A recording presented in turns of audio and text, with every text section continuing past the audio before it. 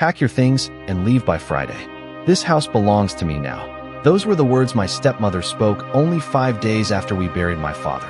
She stood in the center of the living room with her arms folded, sunlight spilling through the tall windows behind her as if the house itself had chosen a side.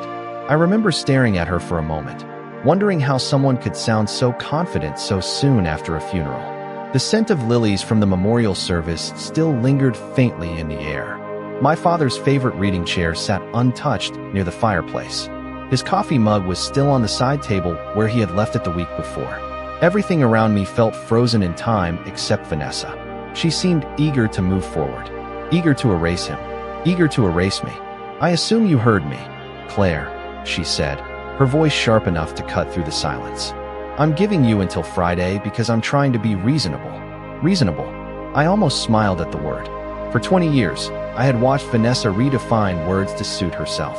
Generous meant giving people orders. Loyalty meant agreeing with her.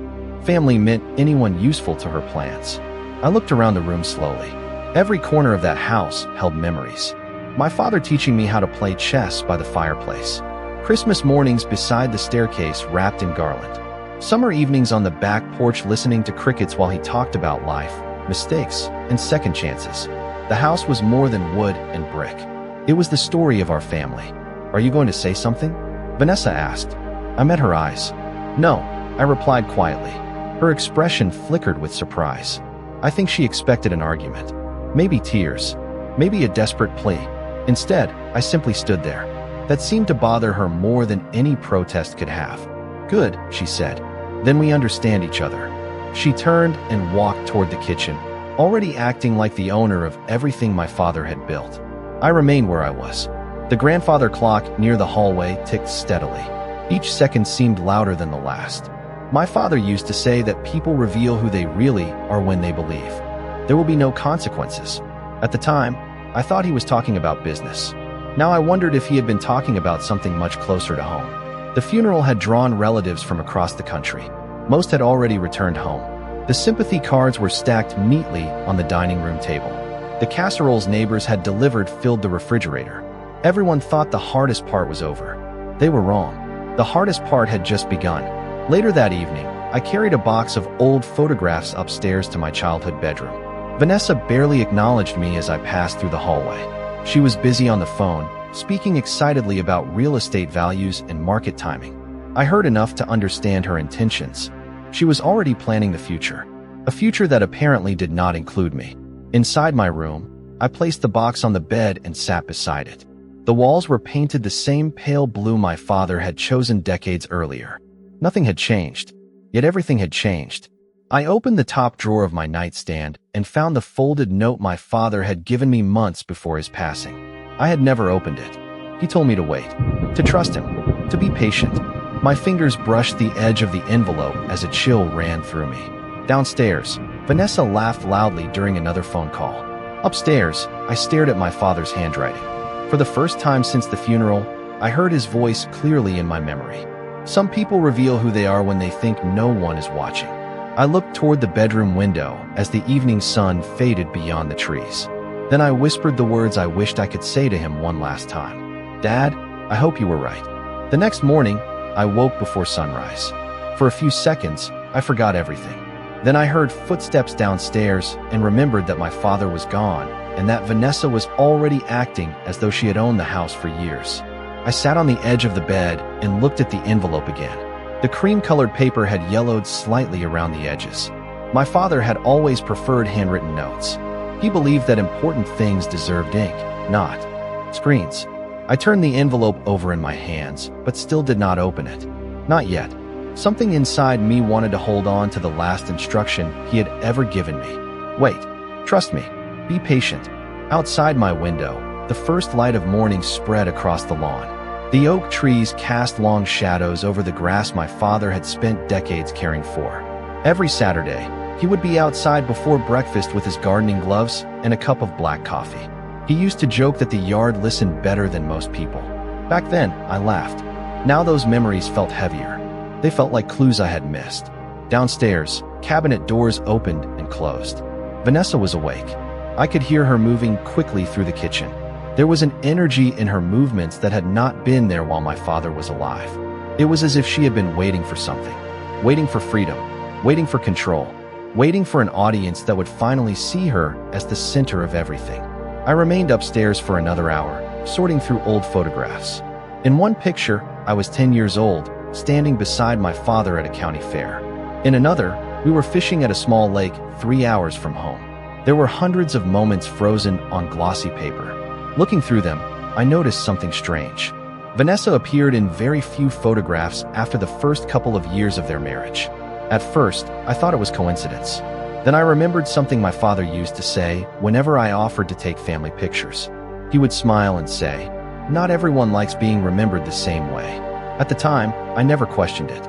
Now I wondered if he had seen things long before I did. Around noon, I finally went downstairs.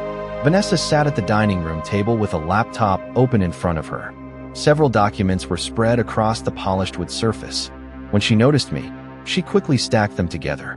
The movement was small, but I saw it. "Good morning," I said. "It is afternoon," she replied without looking up. The room fell silent again.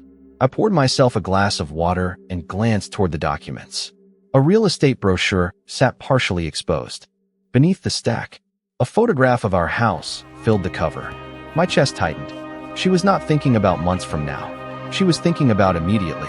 She intended to move fast. Very fast. As I turned toward the staircase, Vanessa spoke again. "You should start packing soon.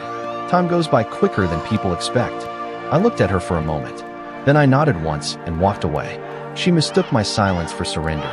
What she did not understand was that my father had taught me something years ago. The people who rush toward victory are often the ones who never notice the ground shifting beneath their feet. The following morning, the atmosphere inside the house felt different. Not quieter, busier. Vanessa was no longer pretending to grieve. The careful expressions she had worn during the funeral were gone.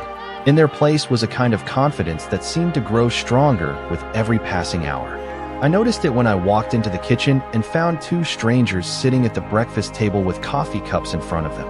One was taking notes. The other kept glancing through the windows toward the backyard. Vanessa introduced them casually, as if nothing were unusual. "They are helping me evaluate a few things," she said. Evaluate. Another carefully chosen word. My father had spent 43 years building that home. Yet somehow it had become a collection of things to evaluate. I nodded politely and stepped outside onto the back porch. The air carried the scent of freshly cut grass from a neighboring property. Across the yard stood the old oak tree my father planted the year I graduated from college. He used to measure its growth every summer. The last time we stood there together, he rested a hand against the trunk and smiled. "Strong roots matter more than people realize," he told me. At the time, I assumed he was talking about trees. Now I was beginning to wonder if he meant something else entirely. Later that afternoon, a moving company truck pulled into the driveway. My stomach tightened. Two workers entered the house, carrying clipboards. Vanessa met them at the front door with a smile. From the upstairs hallway, I watched her point towards several rooms. My father had not even been gone a full week, yet plans were already being made. Schedules, inventories, arrangements. Everything seemed organized in advance. That realization bothered me more than anything else. It felt rehearsed, as though this future had existed in someone's mind long before the funeral flowers arrived. I spent the next few hours sorting through old boxes in my room. Most contained photographs, holiday cards, and faded letters. Then I found something unexpected. Tucked inside an old scrapbook was a receipt from a safety deposit box. My father's name appeared at the top. The date was less than a year old. I stared at it for several seconds. My father was meticulous. He never kept papers without reason. If he placed that receipt inside a scrapbook he knew I would eventually find, then it was not an accident. Carefully, I slipped it into my pocket. Downstairs, I heard Vanessa laughing again. The sound echoed through the house. For a moment, it felt strange hearing laughter in rooms that still carried traces of loss. As evening approached, I passed the study and noticed the door standing open. My father rarely left it open. Curious, I stepped inside. Several shelves were empty. A few framed photographs were gone. Even his favorite leather chair had been moved. The room felt unfamiliar, almost staged. Then I noticed a small indentation on the desk where a picture frame had recently stood. The dust pattern remained. Someone had removed it in a hurry. I stood there quietly, looking at the empty space. A memory surfaced. Several months earlier, my father had sat at that same desk reviewing documents.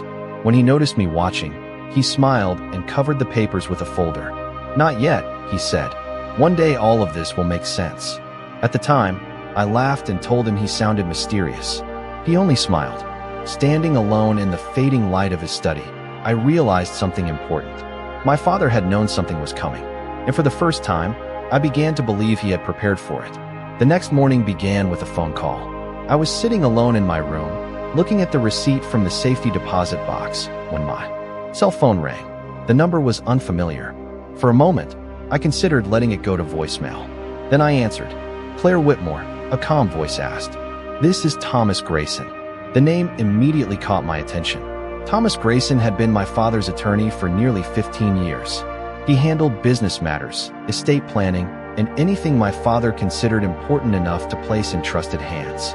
"I have been trying to reach you," he said. "Your father asked me to contact you personally if certain circumstances developed." My grip tightened around the phone. "What circumstances?" I asked. There was a brief pause. "Have you received any requests to leave the property?" I looked toward the bedroom door. Downstairs, I could hear Vanessa speaking loudly on another phone call. "Yes," I answered quietly. "I have." Another pause followed. "I thought so," he said. His tone did not sound surprised. That detail stayed with me. It sounded as though he had expected this exact situation. "Your father left specific instructions," Thomas continued. "Before we discuss anything further, I need to ask you a question. Did he ever give you a blue envelope?" For several seconds, I could not speak. My eyes shifted immediately toward the nightstand. The envelope was still there, hidden in the drawer exactly where I had left it. "Yes," I finally replied. "I have it." "Good," Thomas said. "Very good. Your father told me you would know it when the time came." A chill moved through me. Suddenly, dozens of conversations from the previous year began replaying in my memory.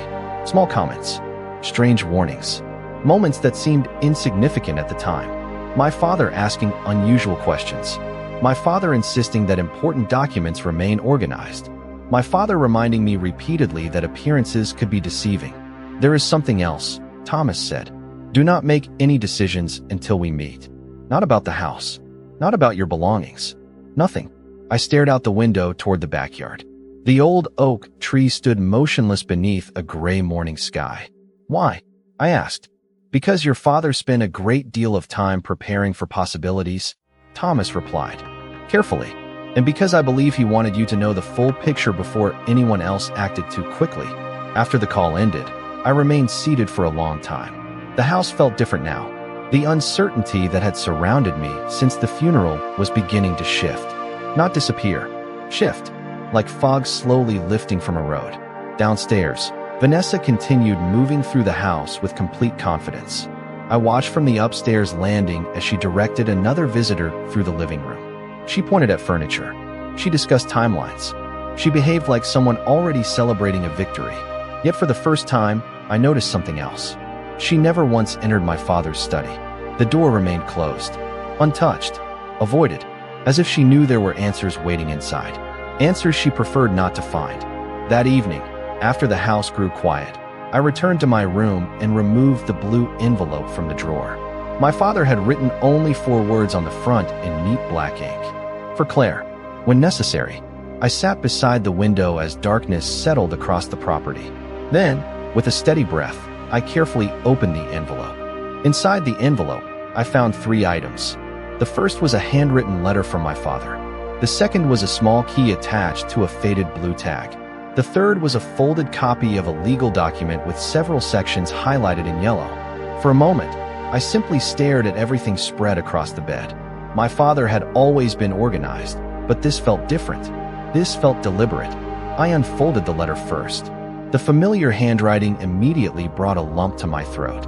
It felt as though he were sitting across from me, speaking in the calm voice I had known my entire life. The letter began simply.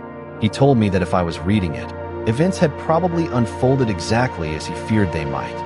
He wrote that trust was one of the most valuable things a person could give away, but also one of the easiest things to lose. Then he apologized, not for anything he had done, but for keeping certain matters from me.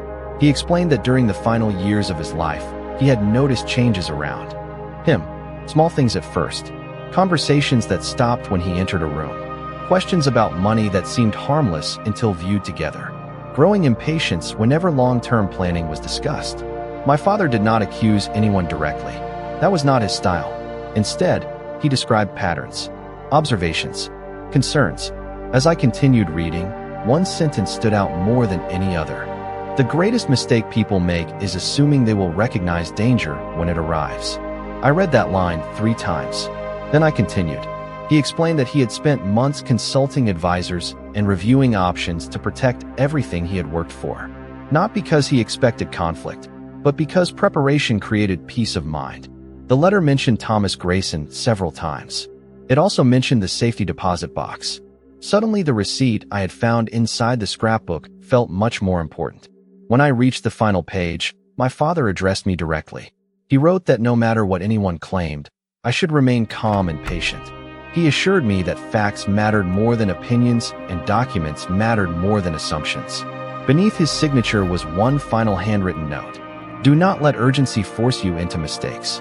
I carefully folded the letter and set it aside. Then I examined the legal document.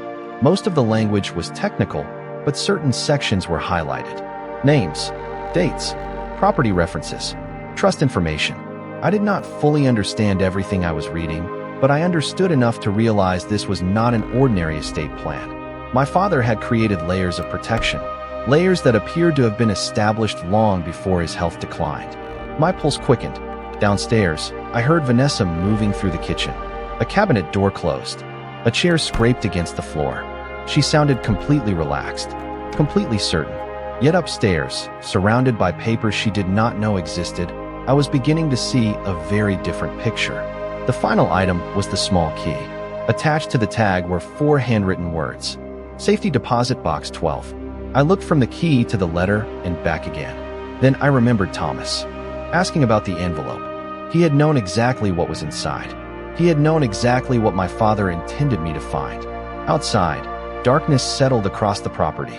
Inside my room, the pieces were slowly beginning to fit together.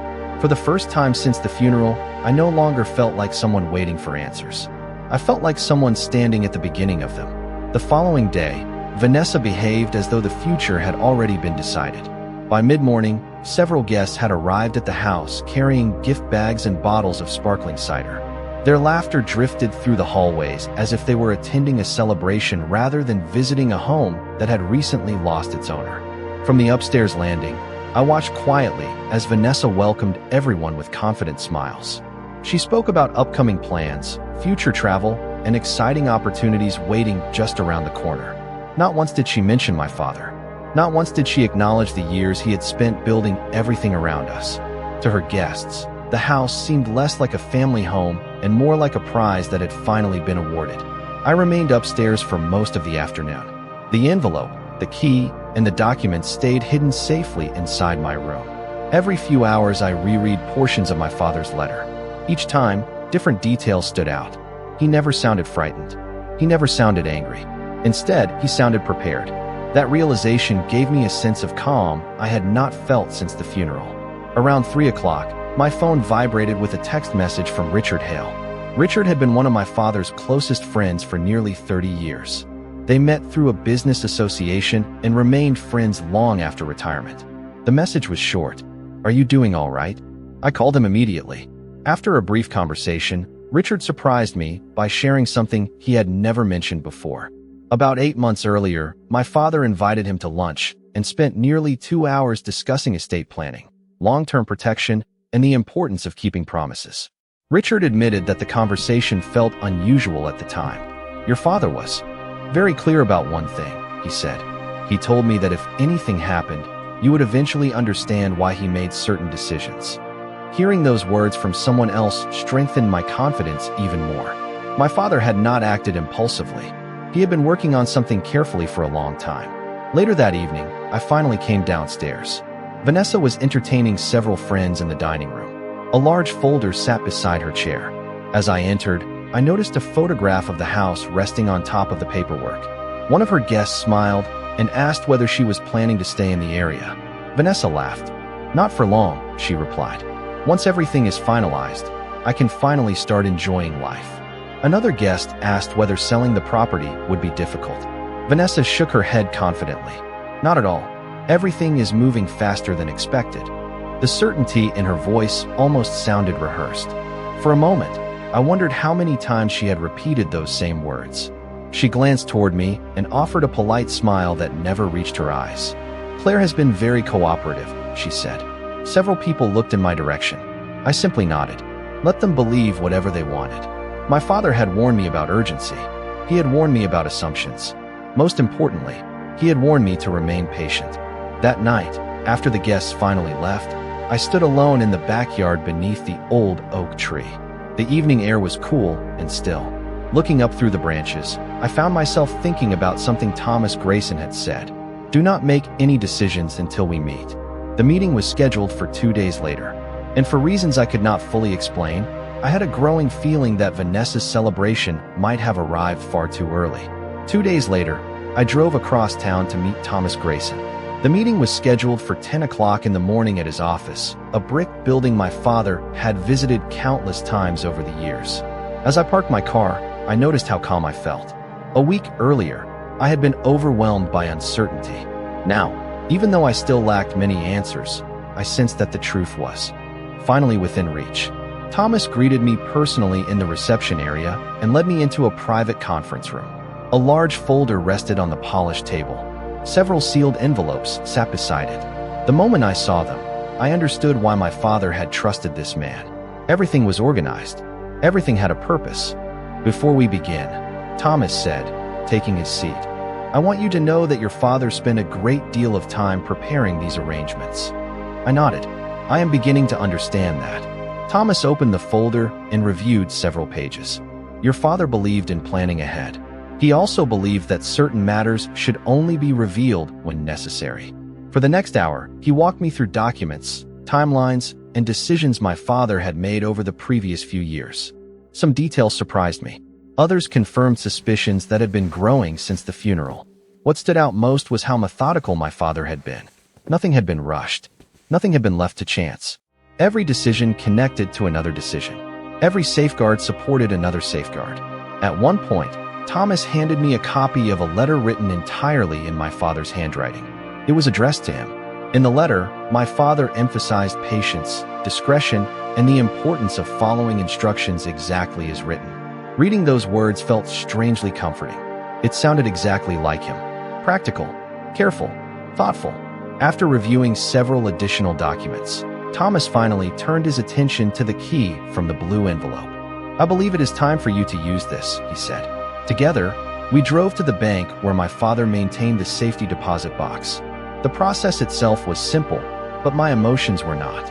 As the box was placed before me, I found myself wondering how many times my father had stood in the same room preparing for a future he knew might arrive one day. Inside were several folders, a sealed packet, and a collection of records arranged in chronological order. Thomas reviewed the contents briefly before looking up at me. His expression remained professional, but I noticed something else in his eyes. Confidence. Not uncertainty. Not concern. Confidence. Your father was exceptionally thorough, he said quietly.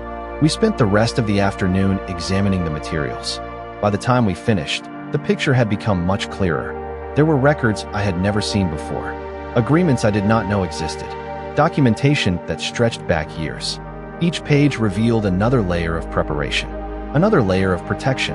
As evening approached, Thomas closed the final folder and folded his hands. There is one more meeting scheduled for Friday, he said. Several matters need to be addressed formally. I immediately understood who would be attending. Vanessa, the woman who had spent the last week acting as though everything already belonged to her. The woman who had been making plans, giving instructions, and celebrating a future she considered guaranteed. Thomas gathered the documents carefully. I recommend remaining patient for a little longer, he said. The full picture will become clear very soon. As I left his office that evening, I looked up at the fading sky and thought about my father. For days, I had been searching for answers. Now I realized something important. The answers had existed all along. My father had simply hidden them where they would be safe until the exact moment they were needed. Friday arrived with gray clouds hanging low over the city. The meeting was scheduled for 11 o'clock at Thomas Grayson's office. When I entered the conference room, Vanessa was already there. She sat at the far end of the table dressed elegantly, projecting the confidence of someone who believed the outcome had already been decided. A thick folder rested beside her. She greeted me with a polite smile that felt more like a performance than genuine courtesy. "Claire," she said, "I hope this will not take too long. There are several matters I need to finalize." I simply nodded and took my seat. Thomas entered moments later carrying multiple binders and several sealed packets. Unlike Vanessa, he appeared completely relaxed. After exchanging brief greetings, he began reviewing the agenda. The first few items involved routine administrative matters, signatures, notifications, estate procedures. Vanessa remained patient through most of it, occasionally checking her watch. Then Thomas opened a larger binder and placed several documents on the table. The atmosphere changed immediately. "Before any property decisions can move forward," he said, "certain ownership structures need to be formally reviewed." Vanessa leaned back in her chair. "Of course," she replied confidently. "I assumed that would be straightforward." Thomas looked down at the paperwork. Actually, that assumption appears to be the source of considerable confusion. For the first time, Vanessa's expression shifted. Only slightly, but I noticed it. Thomas continued speaking in the same calm, measured tone he had used throughout every meeting. He explained that years earlier my father had established legal arrangements involving trusts, property transfers, and long-term management provisions. Each document was dated, witnessed, and properly recorded. As he reviewed the timeline, the picture became impossible to ignore. These were not last-minute decisions.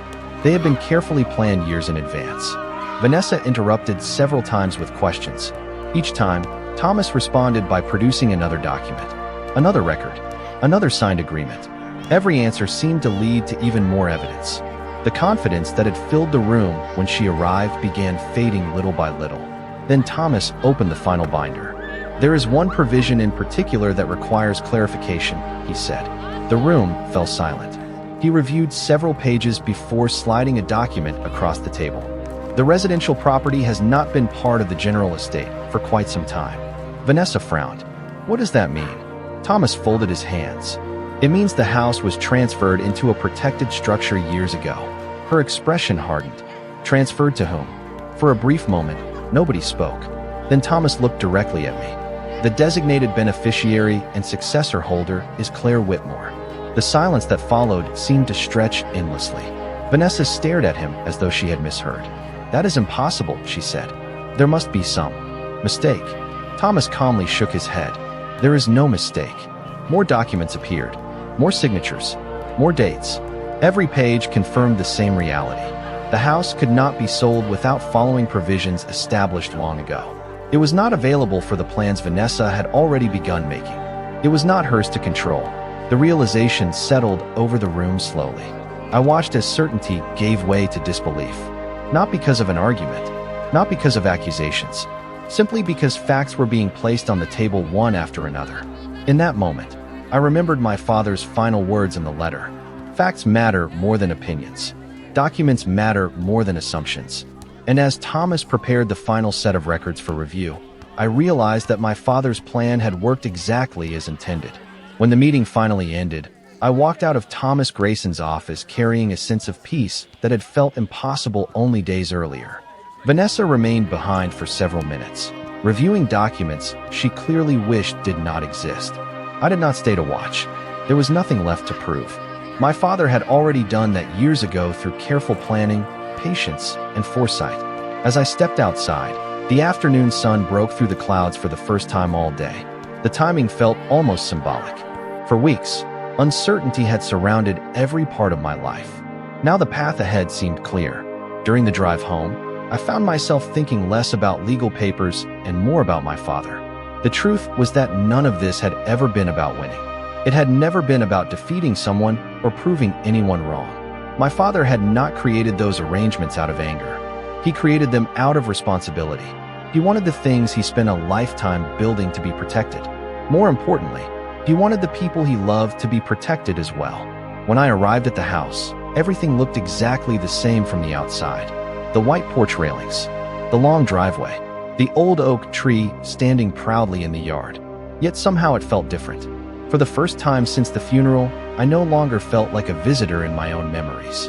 Over the following weeks, life gradually settled into a new rhythm. Vanessa made arrangements to move elsewhere and begin the next chapter of her life. We rarely spoke. There were no dramatic confrontations, no angry speeches, no attempts at revenge. The documents had already answered every important question. Eventually, silence replaced conflict. And honestly, that felt like the healthiest outcome for everyone involved. As autumn approached, I focused my attention on restoring parts of the property that my father had always loved. I repaired sections of the garden fence. I replanted several flower beds. I spent quiet afternoons organizing old photographs and family records. Each project brought back memories. Each memory reminded me why the house mattered.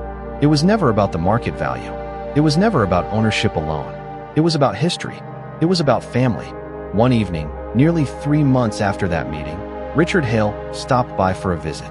We sat together on the back porch watching the sun disappear behind the trees. After a long silence, he smiled and said, "Your father would be proud of how you handled everything." I looked out across the yard before answering. I think he expected all of this long before I did. Richard laughed softly. That sounds exactly like Edward. After he left, I remained on the porch alone. The air carried the familiar scent of cut grass and fallen leaves. Somewhere in the distance, a wind chime echoed through the neighborhood. I looked toward the oak tree my father planted years earlier and remembered what he once told me about strong roots. Back then, I thought he was talking about trees. Now I finally understood. Strong roots are what remain when storms pass. They are what hold everything together when circumstances change. They are the reason something endures.